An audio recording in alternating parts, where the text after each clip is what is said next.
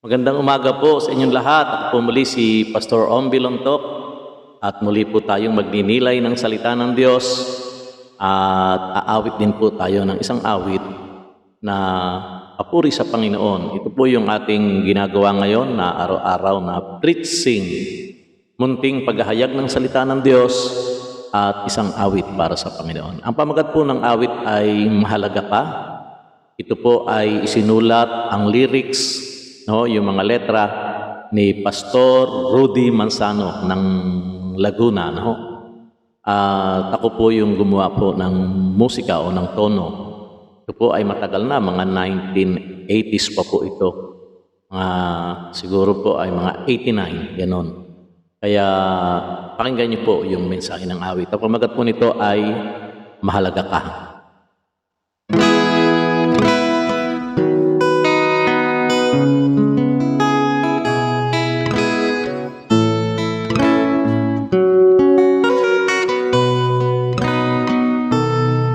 Sa salita niya, lahat ng bagay kanyang nalikha. Kapangyarihan niya, hayag lahat sa ating mga mata. Naisip mo na ba, buhay nating ito ay may dusa? Dahil sa sala mo, di madama kapangyarihan niya.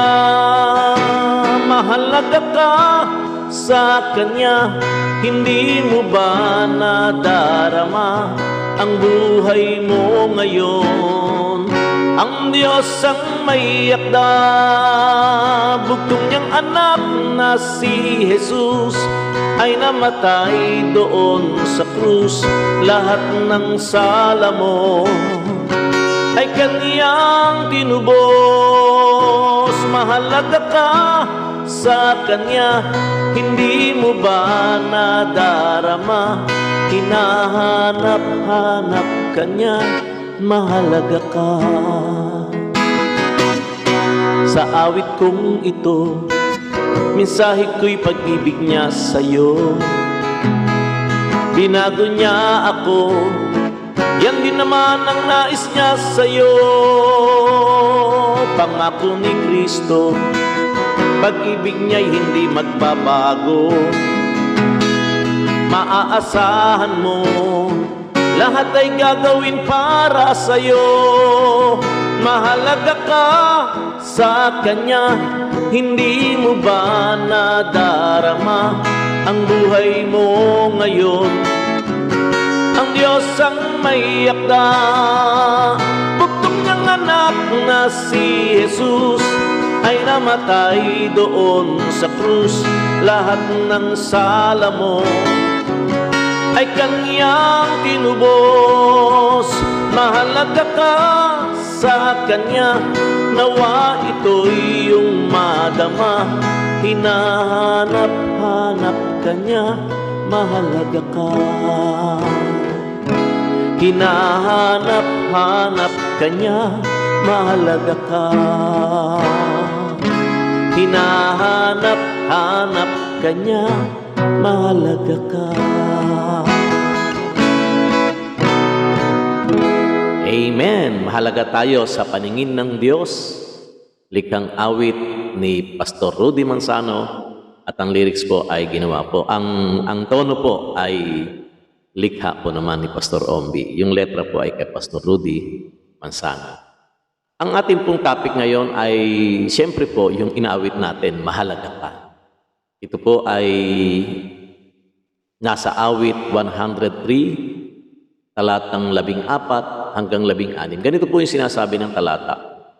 Alam niya na alabok itong ating pinagmulan at sa alabok din naman ang ating kahahantungan. Muli tayong magnilay ng salita ng Diyos. Ang tao ay buhat sa alabok. Noong nilalang ang tao, kumuha siya ng sangkap buhat sa alabok at ito ay inanyuan niyang tao. Hiningahan sa ilong at ito ay tinawag niyang kaluluwang may buhay. Sabi roon sa Genesis chapter 2 verse 7. At nilalang ng Panginoong Diyos ang tao sa alabok ng lupa at hiningahan ang kanyang mga butas ng ilong at siya ay tinawag na kaluluwang may buhay. Kaya sa biglang tingin, parang mababang uri lamang ang tao dahil nagmula lang tayo sa alabok. Subalit alam nyo ba mga kapatid, tayong tao ang pinaka-espesyal sa lahat ng nilikha ng Diyos. Dahil sa paglikha, binigyan tayo ng Diyos ng kakaiba at natatanging atensyon. Lahat ng nilikha ay ginawa lamang ng Diyos pamamagitan ng kanyang salita. Sinabi ng Diyos, magkaroon ng ganito, magkaroon ng ganoon, at nagkaroon nga. Lahat ng bagay na nakikita natin sa ating paligid ay sinabi niya lang yan sa pamamagitan ng kanyang mga salita. At nagkaroon nga. Nagkaroon ng gabi, nagkaroon ng araw, nagkaroon ng buwan, nagkaroon ng mga buntala, mga dagat, mga hayop, lahat ng nakikita natin, mga bundok at mga planeta. At bituin at marami pang iba ay nalikha lamang sa pamamagitan ng kanyang salita. Ang tao ay nilikha ng Diyos sa pamamagitan ng paghubog ng Diyos. Tayo ay hinawakan ng Diyos. Kumuha siya ng alabok, ginawang putik, inanyo ang tao, nilagyan ng mga butas sa ilong at ito ay kanyang hininghan. At tayo ay nagkaroon ng buhay. At ating hininga po ay karugtong ng hininga ng Diyos. Hindi tayo katulad ng mga hayop, bagamat sila ay kumikilos din dahil sa wala silang kakayanang makipag-ugnayan sa may likha sa kanila. Tayong tao ay may direktang relasyon sa Diyos at ito ay ang kanyang espiritu. Kaya nga kahit nasa ang lugar tayo, naghahanap tayo ng ating sasambahin. Hinahanap natin ang Diyos na lumikha sa atin. Kahit na nagkasala ang unang tao at si Adan at napawalay tayo sa Diyos dahil sa kasalanan, naghahanap pa rin tayo ng ating sasambahin. Kaya nga kung ano-ano ang nasasamba ng tao, kahit bato, kahoy, rebulto, mga buwan, mga hayop, at marami pang uri ng pagsamba sa Diyos-Diyosan, ito ay dahil sa likas sa tao ang maghanap ng sasambahin dahil may bahagi sa ating pagkatao ang Diyos na lumikha sa atin. Hahanap at hahanap tayo ng daan para makasamba sa Diyos na inaakala natin. Ano yung napunta sa atin? Ito yung hininga ng Diyos, ang bahagi ng kanyang espiritu. Salamat na lamang at ibinalik tayo ng Panginoong Hesus sa tamang pagsamba. Dahil mula nang tinubos tayo ng Panginoong Hesus doon sa krus ng Kalbaryo, ay nabuksang muli ang pintuan ng pag-uugnay ng tao at ng Diyos. Ito ay makakamtan mo kung kinikilala mo si Kristo bilang iyong Panginoon at tagapagligtas. Kaya nga sabi sa John 14:6 ng ating Panginoong Hesukristo, at sinabi ni Jesus, ako ang daan, ang katotohanan at ang buhay, walang sino mang makararating sa Ama kundi sa pamamagitan ko. Kapatid, mahalaga ka sa Diyos tulad ng ating inawit.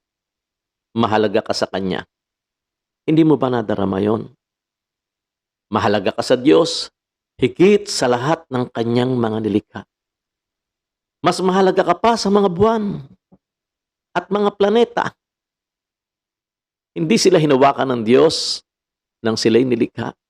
Nilikha lang sila sa pamamagitan ng kanyang salita. Subalit tayong tao, ay hinawakan, hinubog, hiningahan, at talagang binigyan ng atensyon ng Diyos sa kanyang paglikha.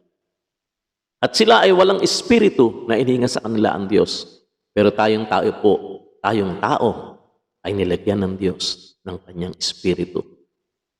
Kaya kung iniisip mo na wala kang halaga, wala kang kwenta, wala kang silbi, aba kapatid, nagkakamali ka. Mahalaga ka sa Diyos at mahal na mahal tayo ng Panginoon. Mahal na mahal ka ng Diyos. At dahil sa laki ng pag-ibig niya sa atin, ibinigay niya ang kanyang bugtong na anak upang muli tayong mabalik doon sa kanyang presensya. Sabi sa John 3:16, sapagkat gayon na lamang ang pag-ibig ng Diyos sa sanlibutan, ay ibinigay niya ang kanyang bugtong na anak upang ang sino mang sa kanya ay sasampalataya ay hindi mapapahamak kundi bagkus ay magkakaroon ng buhay na walang hanggan.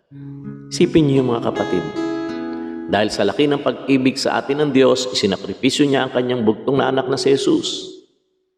At sumunod naman ang kanyang anak na si Jesus, nagkatawang tao, para lamang tayo ay tubusin doon sa krus ng Kalbaryo. Kaya mahalaga tayo sa Diyos. Tayo ang pinaka-espesyal sa lahat ng kanyang nilalang at hindi siya papayag na hindi tayo makarating doon sa langit. Ang tanging paraan lamang ay manampalataya sa Panginoong Jesucristo dahil siya lamang po ang tanging daan. Kung gusto mo makarating ng langit sa piling ng Diyos, kilalanin mo si Jesus bilang iyong Panginoon at tagapagligtas. Muli, magandang umaga po. Ito po ang inyong lingkod, Pastor Ombi Luntok ng Jesus Tanging Pag-asa Christian Church. Sa amin pong simbahan ay nakalagay po kami dito po sa gawi po ng Nobeleta, San Rafael, Tres, Cavite. Kaya nga po, muli po ay magandang umaga po sa inyo.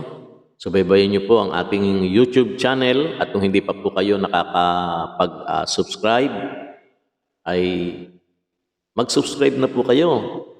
At pagkatapos po ay pindutin niyo lamang po ang notification bell para naman po kayo po ay ma-update lagi sa ating po mga video about preaching. Munting awit, munting salita ng Diyos na nagbibigay naman po ng napakalaking kalakasan sa bawat isa sa atin. Pagpalain po tayong lahat ng Panginoon, purihin ang dakila niyang pangalan. God bless you.